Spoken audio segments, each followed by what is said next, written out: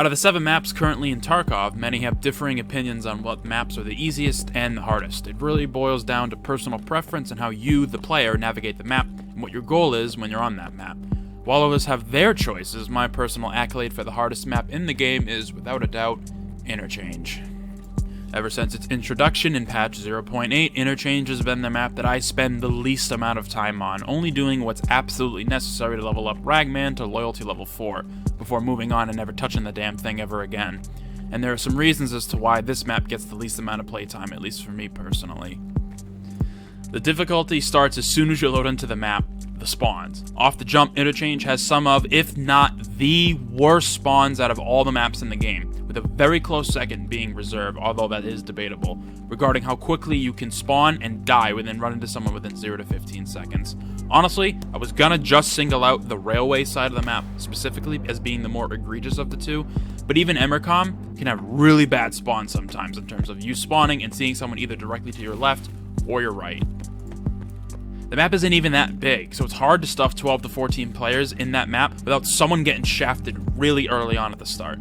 The only spawns that kind of have no contesting when it comes to getting in the mall are the ones that you can go right into the garages as soon as you spawn. They're usually right in front of you.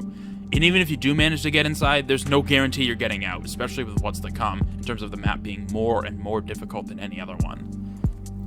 And the outside gauntlet rush into the mall is just scratching the surface. There's a whole different beast once you actually get into the mall. It all turns into a game of cat and mouse. Who sees who first? Who's going down what corridor? Because the inside of the mall is mainly just lanes of stores on 2 different floors with stores on the left to right of them, allowing you to move in between the lanes. So it makes this really interesting but also frustrating gameplay because you either get, most of the time, either shot directly in front or behind you, and half the time you don't even see the person, which is probably the most annoying part.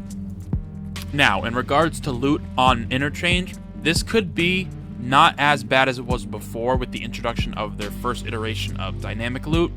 So this is up for debate, and the verdict is still kind of in the air, but the loot distribution, at least before this implementation across the stores, has always felt really one-sided. And when I say that, I actually mean that literally. All the players find themselves mainly on the side of the mall with Ollie, Techlight, and Kiba, because that's where all the loot was congregated into those stores on that side of the map. Most of the stores in the middle of the mall, inside opposite Ollie, rarely ever get contested by players because there's no real points of interest other than idea.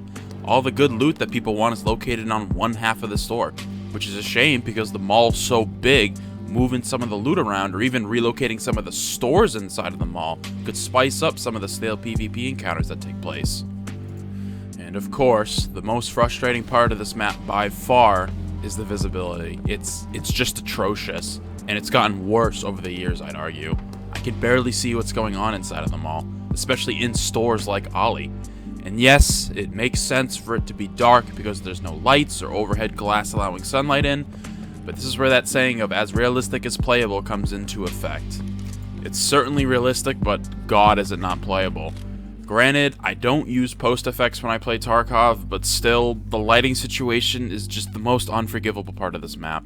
And if it was just generally brighter inside, I feel as though a large portion of this map's problems would be resolved. Not all of them, of course, but it's really just a damn shame too, because on paper, the concept of this map in particular is easily one of the coolest ones we have in Tarkov right now, and it's just sad that that's just not the case right now.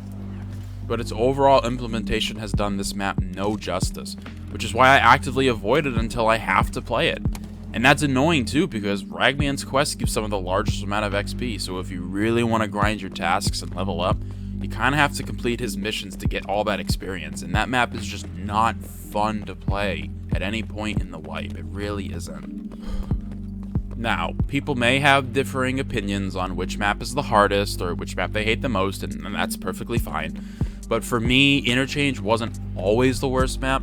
I would argue when it was introduced, like way back in the day, it still had these problems, but because it was new and fresh and people didn't have optimized routes to get loot, and fights hadn't been optimized like they are now, we really didn't know what was going on, so it kind of added to this layer of mystery. And the map didn't even have Kill at the time. Oh yeah, Kill is on this map, by the way, and he's just going to power slide 2-tap you, so there's that. Recently they changed him so he can spawn anywhere inside the mall now and not just around Mantis, Brutal, and Kiba. Now he spawns basically anywhere, which is nice, but it's also kind of terrifying. Overall, Interchange could be an incredible map to play on, but it's held back by some dated choices regarding lighting, visibility, and loot. Again, the loot's kind of up for debate because it's all kinds of messed up right now, but still. Hopefully, with the introduction of the Unity 2019 upgrade on the horizon, and with a graphics overhaul coming up after that, this map might actually get the love it needs, so it's not my personal hardest and worst map in Tarkov.